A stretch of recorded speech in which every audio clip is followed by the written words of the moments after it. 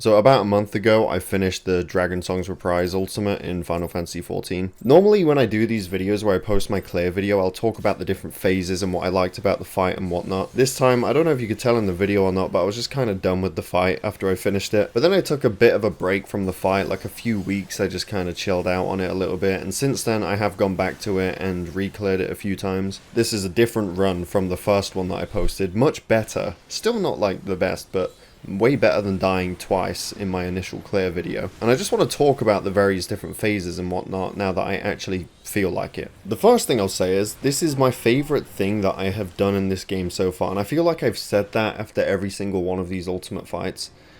I have a feeling I won't be saying it when I finish the next one, but still. This really is my favourite one though. Firstly, it's level 90, so you have access to all of your just everything that you have in the game right now. You're not limited to level 70 or 80 stuff. Summoner already doesn't really have that many buttons to begin with, so it is nice having a few more. But one thing that I feel with this fight that I haven't with all the others is that it's kind of addicting. I really don't like the weapons that you can get from this ultimate. There's maybe like 5 or 6 that I like. I already have all of the ones that I want, but I still want to do it, not for farming totems or anything, but because it's just fun. Phase 7 going smoothly is still the most satisfying thing that I don't think it'll ever get old. In a way, it's also lowered my opinion a little bit of other fights that I've done, like the Epic of Alexander. When I finished that, I was like, oh yeah, this is great, you know, but then after doing this, and then looking back on it, and feeling like going to do it again, it's just like, nah, I don't want to. I just want to keep doing this. It's just not as fun. I guess this just raised my expectations a bit from these fights. I still like the other ultimates that I've done, but this one is by far my favorite, and I don't think Omega will top it.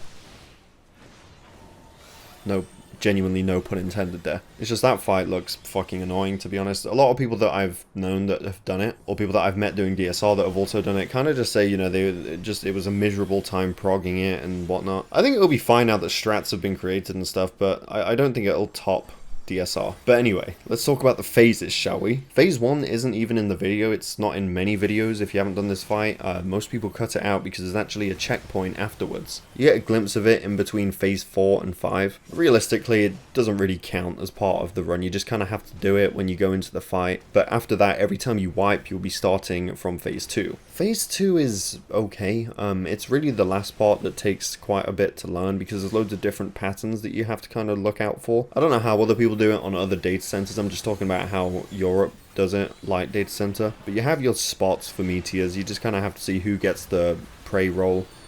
Do you have it? The other DPS have it? The tanks and healers have it? All those things are going to depend on where you start this mechanic and where you go, what tower you take. There's loads of different patterns that you have to get used to. How many towers there are that spawn on the outside, you know, what position they're in, if you go in or out. If you have the prey roll itself and you're dropping off the meteors, that is its own thing. Sometimes it's as easy as walking around the arena, but other times you might get cursed pattern where the tower spawns really close to the other person that has meteor up north, where there's only one south and one north and they're really close to each other, and in that situation you just kind of have to hope that you do it well. So it's a lot to practice and it can take you a while to get that down properly, but overall I really like this phase. You can tell in this recording actually that after a while I did have to turn off the music because it was getting a bit too repetitive for me. You know, when you wipe a certain amount of times on phase 6 and 7, you kind of get fucking tired of that song, that soundtrack. It gets old very quickly, even though I really like it. But it's a good phase in my opinion. Phase 3, I also really like it. When I first got there, I thought it was really fast-paced, and it is in a way, but you get used to the speed of it, and it no longer feels that way. It's just at first, when you're there for the first time, there's a lot going on, you know, like the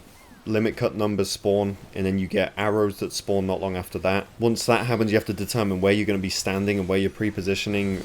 If the pre-positioning no longer matters because the arrows change that, then everybody has to go and spawn their towers in a certain position and also soak a different player's tower depending on what they get. So it's just a lot going on when you first get there, but when you get used to all the different numbers and whatnot, it's really fine. And overall, I really like this phase, actually. I really like, you know, being able to damage the boss while also doing other things. Kind of felt satisfying to get better at doing that instead of just looking at, you know, oh shit, what have I got? Unless I get a number that has a backwards arrow. If that's the case, I hate this phase. Phase 4 is quite fast. Everyone gets tethers, red and blue tethers, and you can swap them by touching another person that has it. And if you take damage with the red tether, then it will damage one of the eyes that you have to kill in this phase. If you take damage with a blue tether, it will heal the other eye. So you don't want to take damage with blue tethers basically at any point. So it's really just about swapping tethers so that everybody that is about to take incoming damage has the red tether. Because if you have the blue one, it's going to heal the eye, you're not going to meet the DPS check. You also get buffed at the beginning of this phase, meaning that if you die at any point, you can't damage the eyes at all for the rest of the phase. I don't even know if it's recoverable if someone dies. It probably is, but realistically I've never seen it happen. At least at the beginning part. After all the dives have happened, if they die from the last dive, who cares, right? But that phase is fine. That did not take long to learn at all. It was probably the fastest phase to learn. Rewind does not even count as a phase. It's just a portion of phase 1. The ending section of phase 1 is just a repeat of that. This time you have a few extra things to do if you're a healer and a tank. And there's the final DPS check at the very end. But other than that, it's nothing. It's just phase 1. Phase 5. Now this is where it starts getting interesting. There's really 2 major mechanics of this fight, well 3 I guess. The first one is Wrath of the Heavens. This is probably the most random part of this fight. Essentially random people get tethered, someone gets a deformation. It's really UCOB. If you've done UCOB, you'll actually recognize everything from this phase. Once the deformation and the tethers resolve, there's twisters, so if you're standing still when this happens, you will blow up and blow anyone else up that is standing around you. 2 random people get thunderstruck, other people are baiting the fire bombs, I forgot what the name is. Just fire puddles that you don't want to put anywhere near the group or anywhere near the safe spot, because right after this, there's only a small safe spot where everyone has to go, including the 2 people with thunderstruck.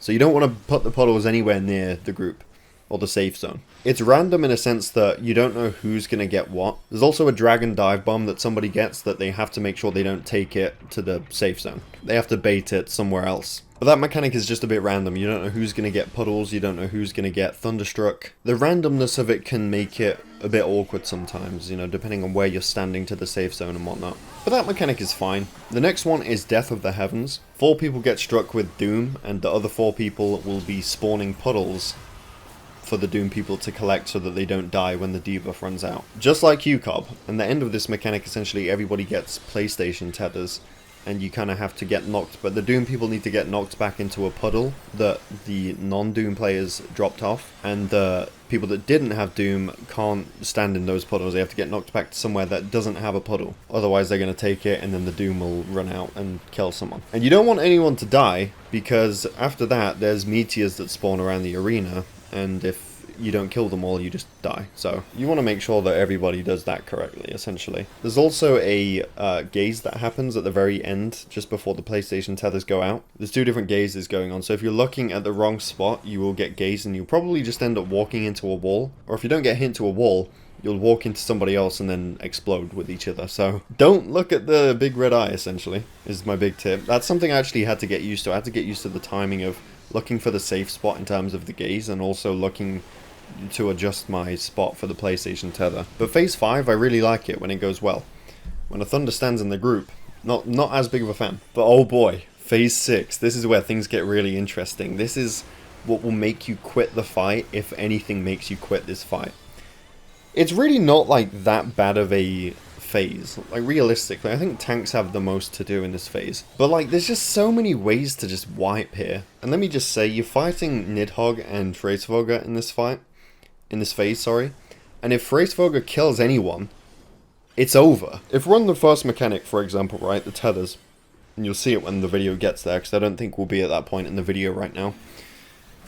If someone with a tether to Freysvogger dies because they're standing too close or not in the correct position or whatever, if they just die, Freysvogger gets a buff that essentially does insane amounts of damage. There's no way you're making it through the phase, essentially. So nobody can die to Freysvogger in this phase. So there's loads of different ways that this can end. It's a simple enough phase to understand, but to do it in Party Finder with 7 other people that are also progging it, they don't really have the most, you know, they don't really have the most experience on it. It never goes well. Another thing that's going on throughout the entirety of this phase is a debuff pass, the Mortal Vow pass. Essentially a random DPS will get this at the beginning, so you have to be spread away from everyone else, because if you're standing in a group of people when this debuff goes out, and it lands on you, and other people at the same time, it's over. No additional people can be in this pass at any given time. So it always happens after every major mechanic. The amount of times, and to be honest, at the beginning, I always did this. I always did this at the beginning. I would just forget that this is even happening. As a summoner, my only job normally, unless I get it first, but normally it's just to take it last at the very end.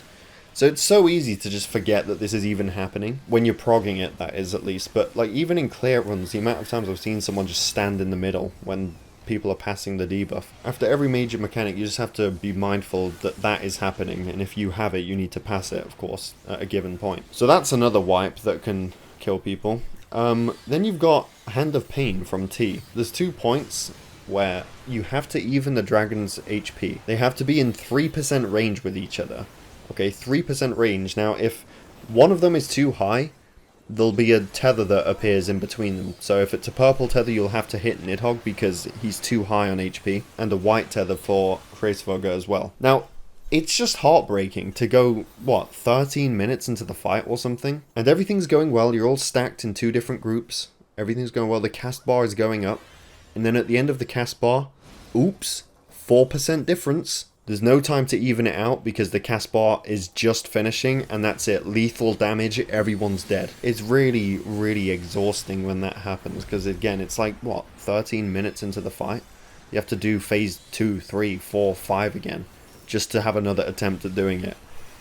Just so it can happen again. The funniest ones, though, are when, like, the cast bar starts happening and you look at the difference and it's like fucking 20% because the whole group for some reason is hitting one dragon and it's impossible to even them out before the cast ends. That's always a great time. That's a classic. Then you've got Wrath Flames. You just have to dodge some AoEs on the ground and drop the puddles off so that you're not standing in an AoE at any given time. It's really not that bad, and you have to look out for what debuff you have. You know, if you have a spread, if you have a stack. It's pretty simple to understand. If anyone dies here though, if the group moves too slow, or maybe some people move too fast out of the group and then the attack hits and it kills someone, they're gonna explode and then it's a wipe. So it can be a really annoying mechanic, and some people just don't use their eyes. They don't look at what debuff they have, and they just stack with a spread or something. I don't know, you just don't expect that many wipes to be on this mechanic. Oh, and there is a combination at the end where you either have to line up in the middle or go outside, the hot wing and hot tail combination. There's another combination of that too later on, Hallowed Wings 2, where you either have to go in the middle or on the outside, and tanks also have huge explosions that need to be away from the group. The bit I hate, or hated for a long time, is Worm's Breath 2. There's different ways of doing this mechanic, but the way people do it on this data center is 5-1. 5 go up north and 1 healer is always south. It's really not that bad, but there's just different possibilities. You know, there might be 3 DPS tethered on your side, maybe just you and 1 DPS, maybe you and 1 healer. It's just there is not one position where you can go every time. The reason I don't like this mechanic is because it can confuse people, and when it does confuse people, they don't go to the right spot. Like, they might need to go up north where the healer normally goes, but if it's the combination where the healer has to swap with the DPS, it can confuse them, and then we all fucking die, and 15 minutes have gone down the drain. And I've done this sometimes, because it can be really hard to see sometimes, like, who has the tethers, because there's 5 up north, and they're not always fully stretched out depending on where people are standing. After that, you know, whatever debuff you got from that tether, you have to cleanse it by the opposite dragon. This mechanic is over if a tank is dead, because if a tank's dead, they can't stand at the front of this and take all the incoming damage. And if you have the pyretic debuff from the fire tether, you have to stand still while waiting to be cleansed, because if you don't, your HP will half and then you'll die from the damage. And since pyretics cleanse at Hraesvelgr, if they half their HP and then Hraesvelgr kills them, he fucking enrages, and then when he lands back into the arena, he just kills everyone unless the tank LBs. And they don't always LB. That's the best one, man. That's the best kind of... That's literally the end of Phase 6. The last thing that can actually kill people. That's probably the worst wipe of Phase 6. And then at the end, they both enrage. And really, it's not that much of an enrage. You can cast a limit break them if they're too high. I've seen them really high before, and I've seen them really low. I think in this run, they were basically dead on arrival. And then we move on to the final phase, Phase 7. Me as a DPS, there's really not that much to do in this phase except for dodging everything correctly and mitigating the certain attacks that I need to mitigate with my Addle. Oh, and also taking autos. So everyone has an auto attack that they need to take by going under the boss. So it's really just a home run kind of thing. It's like not that big of a deal compared to other things that have happened in the fight. However, there are so many ways for this to go wrong. Really dumb ways for this to go wrong as well, and the amount of times I've seen this phase before actually finishing it was just... And with it being the final phase, Think about this. If you've been doing this fight for weeks and weeks, you've been learning this fight for so long, you finally get here, of course you're going to have shakies, of course you're going to be nervous, because, you know, all that weeks of effort can finally come to an end, assuming everything goes well.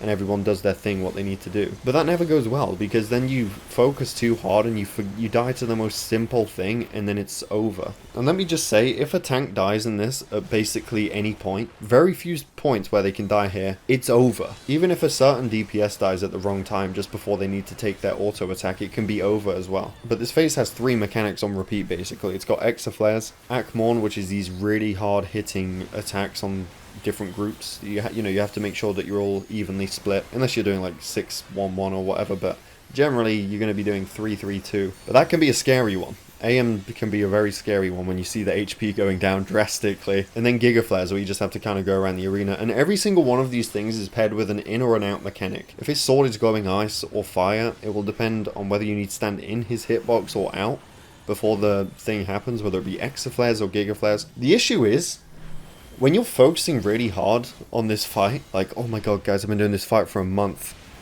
Oh, this could be it, this could be it. Okay, Exaflares. You don't even look at like the ice or the fire on the sword, and you just die to in and out and it's over. So this phase, I love it. It's, I think, my favorite phase. When it's going well, it's just so satisfying. But when you get there after 15 minutes and a tank dies on Exaflare 1, and then the auto attacks go on the group instead of the tank, and everyone dies, it's not good. And unfortunately that happened a lot while I was trying to clear this fight for the first time.